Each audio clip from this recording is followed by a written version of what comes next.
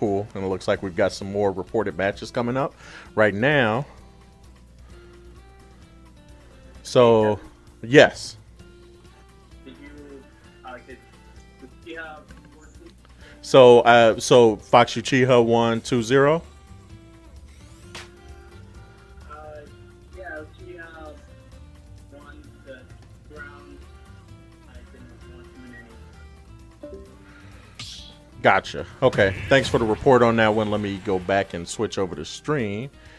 TZ20, yes, to unfortunately for Alex, man. Thank you so much, Alex, coming back for the second week in a row.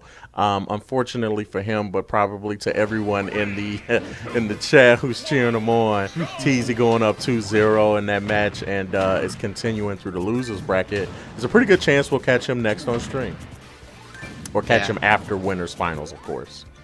Mm-hmm.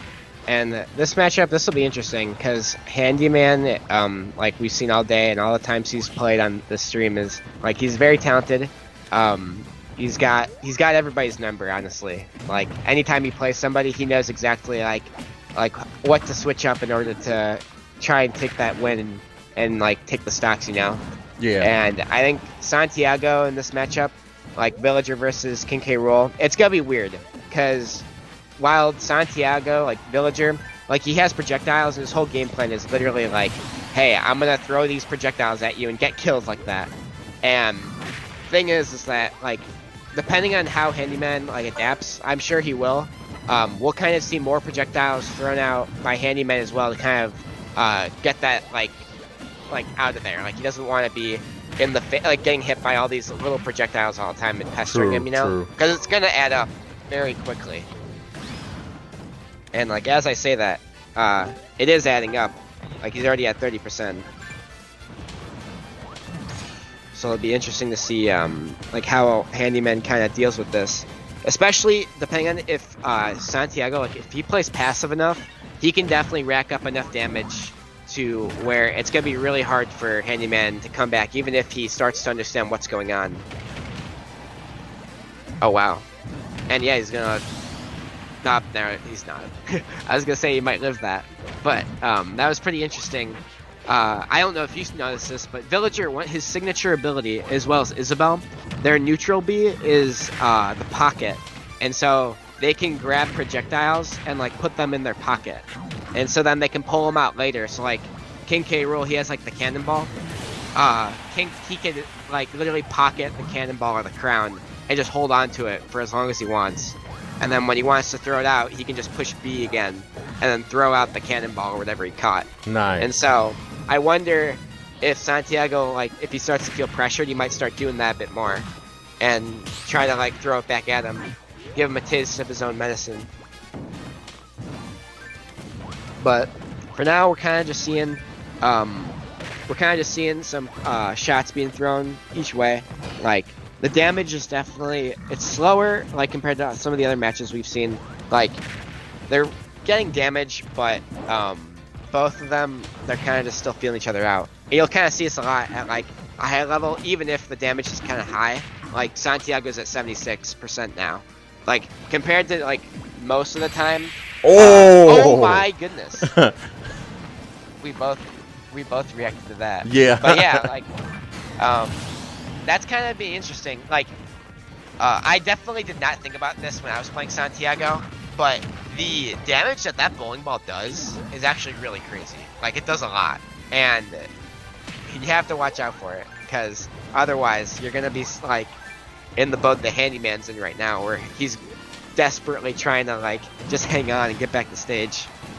But as I say that, oh wow, we sucked it up. Wow, that was risky! Oh, no! Risky! Handyman stealing a victory right there. Call the police on that theft.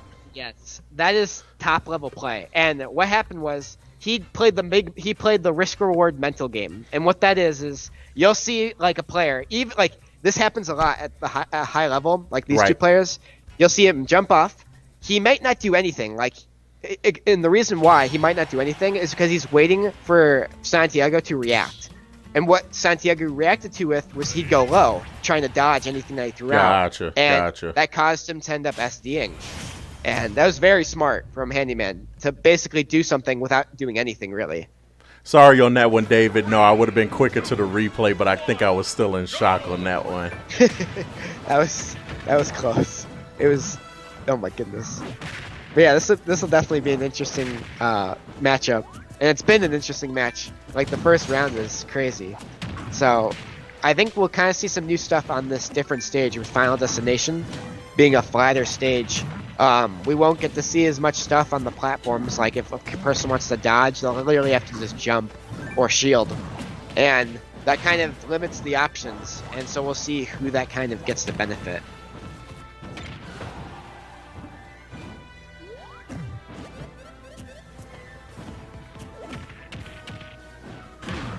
And that grab again. And let's see. Oh wow, he misses it. That's another thing. King K. Rool, like, depending on how you deal with his grabs, his down throw can be very intimidating if you're not like comfortable like fighting against it.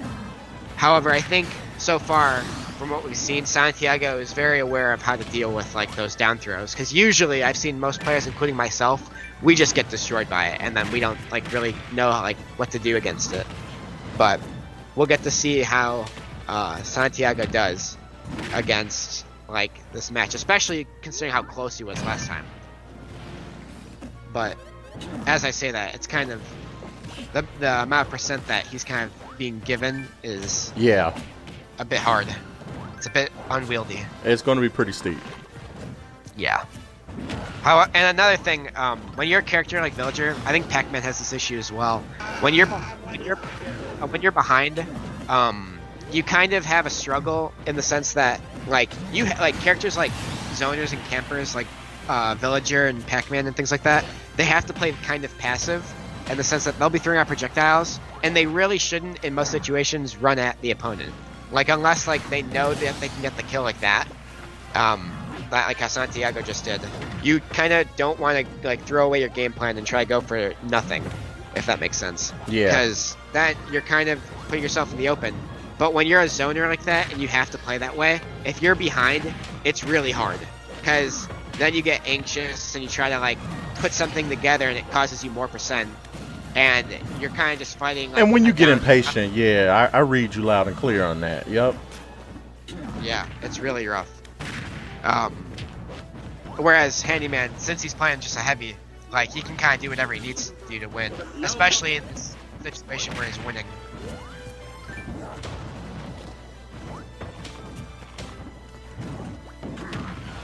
We'll see here. Like, this is definitely really steep. Like, the amount of, especially now, like he's well past kill percent for King K. Rool, and it's only gonna go up, especially depending on how long this match lasts.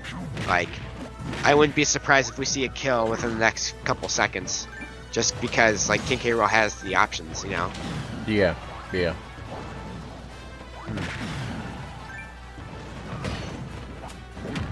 All right, so he bodies. Oh, let's see. Yep, and there it is. All right, so Handyman going up 2-0 in that one, on his way to winners finals right now.